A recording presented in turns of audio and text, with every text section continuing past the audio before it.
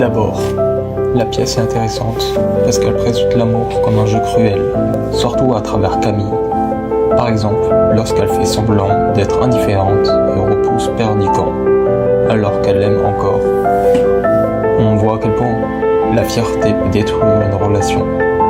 Camille a été influencée par les discours permistes et des religieux, ce qui pousse à méfier les hommes à travers. Lucie montre que l'amour peut déformer la peur, le préjugé et les blessures du passé. Ce jeu de dissimulation finit par devenir dangereux.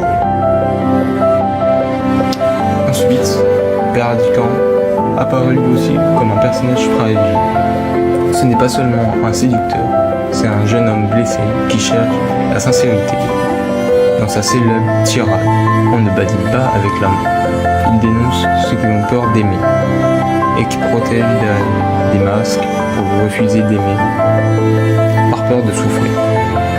C'est ce qui condamne à souffrir encore plus. Cette scène montre que Perdiccas n'est pas naïf, il comprend que l'amour demande du courage. Un autre élément essentiel de la pièce, c'est Rosette. Elle représente l'innocence sacrifiée. Perdiccas et Camille se servent d'elle pour se rendre jaloux, sans penser aux conséquences. Quand Rosette réalise qu'elle a été manipulée, son désespoir est bouleversé. Elle devient victime de ce badinage avec l'amour. À travers, Musset rappelle qu'on joue avec les sentiments des autres peut faire très mal, surtout aux plus vulnérables.